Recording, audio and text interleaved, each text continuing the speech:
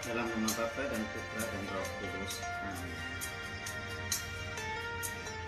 Allah Bapa, dasar iman kami, inilah hari yang Kau anugerahkan kepada kami untuk merayakan Rasul Petrus dan Paulus, hari suci penuh sukacita bagi seluruh gereja.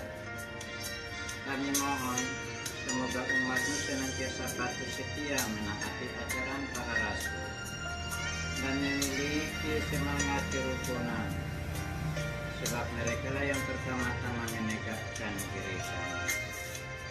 Tuhan Yesus Kristus, hari ini Engkau bertanya kepada para rasul, siapakah dirimu menurut mereka? Kami juga Engkau tanya sama seperti mereka, siapa dirimu bagi kami? Setiap umat yang menyatakan iman dan kepercayaannya kepadamu, kami miskin memberi jawaban sesuai dengan pengenalan dan pengalaman personal kami dengan Engkau.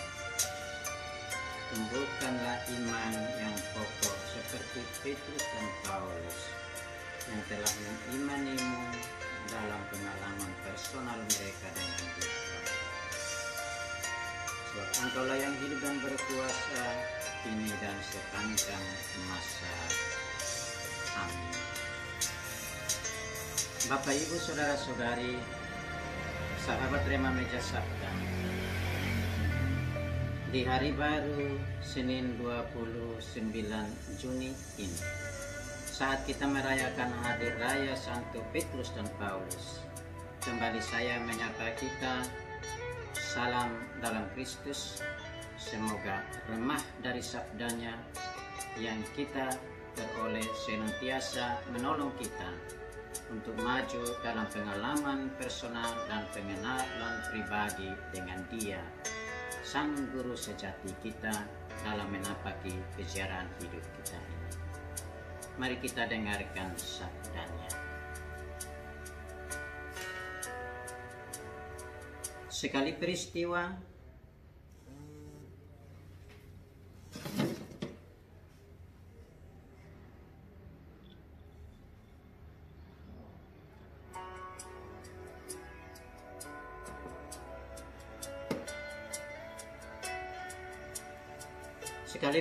Yesus tiba di daerah Kaisarea Filipi.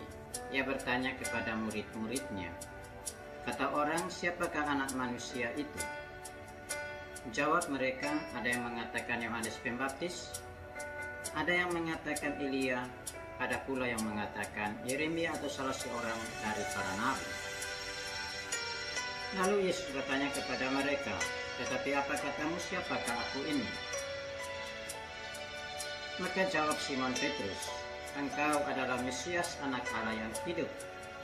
Kata Yesus kepadanya, berbahagialah engkau Simon bin Yunus, sebab bukan manusia yang menyatakan itu kepadamu, melainkan Bapa-Ku yang di surga.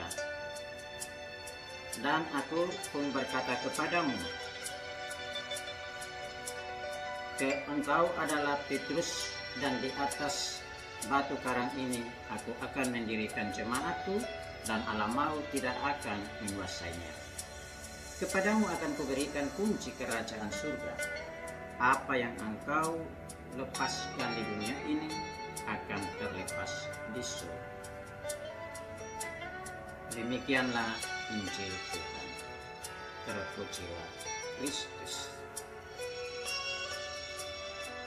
Para Bapak, saudara-saudari, Bapak Ibu, sahabat Rema Meja Sabda yang dikasihi Allah, banyak peristiwa tak terduga terjadi dalam hidup kita dan di sekitar kita.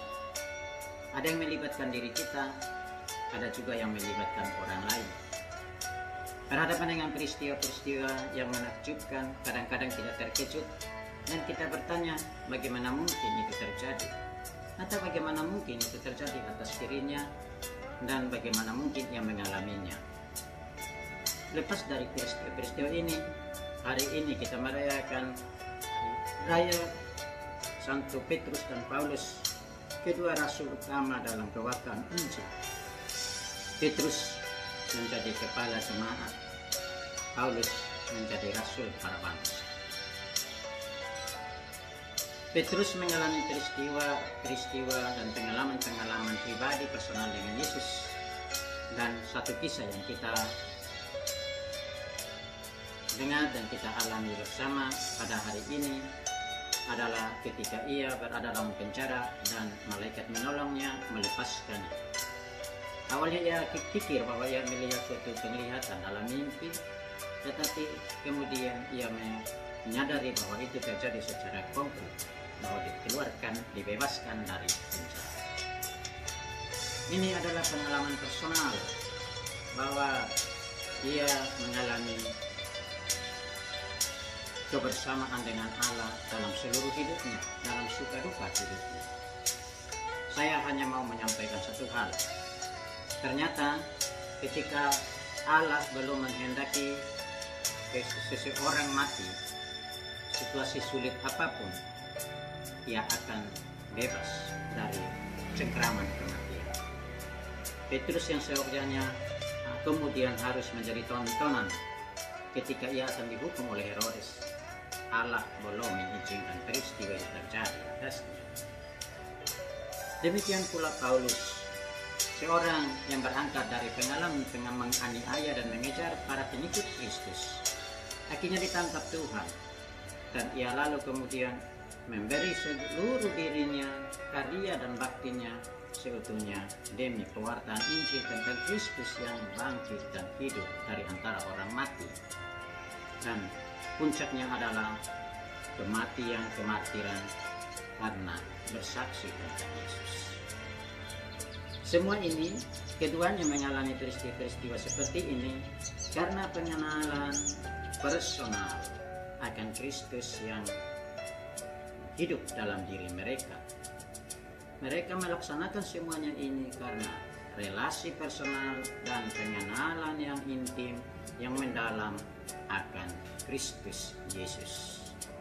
Seorang ayah bertanya kepada anaknya, menurut kata orang, siapa ayah ini? Siapa aku? Kata anaknya yang berusia 7 tahun, ada yang mengatakan bapak itu polisi, ada yang mengatakan bapak itu ketua RT, tetapi ada juga yang mengatakan bapak ini. Lalu kata ayahnya kepada anaknya, menurutmu, menurut adik, siapa bapak, siapa ayahmu? Kata anaknya, ayah adalah ayahku. Jawaban dari sebuah pengalaman personal hubungan antara seorang ayah dan anak. Yesus bertanya kepada para rasul hari ini, kata orang siapa aku? Mereka mengatakan kata orang. Ada yang mengatakan Yohanes Pembaptis seperti kata Herodes.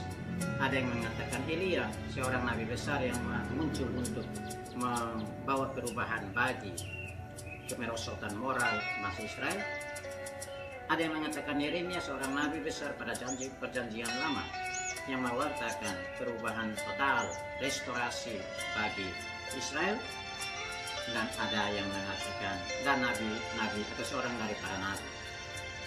Yesus kembali bertanya dengan pertanyaan yang sama kepada para murid, apa katamu tentang aku? Petrus spontan. Oke, Petrus dikenal sebagai yang responsif, biasa cepat menjawab, meski kadang-kadang dalam tanda kutip jawabannya tidak tepat. Tetapi hari ini ia menjawab dengan sangat tepat dari relasi personalnya dengan Kristus. Engkau adalah Mesias yang datang, yang berasal dari Allah, yang kudus dari Allah. Jawaban ini kemudian memberi tugas baru kepadanya. Engkau Petrus, di atas wadas ini akan kudirikan jemaat.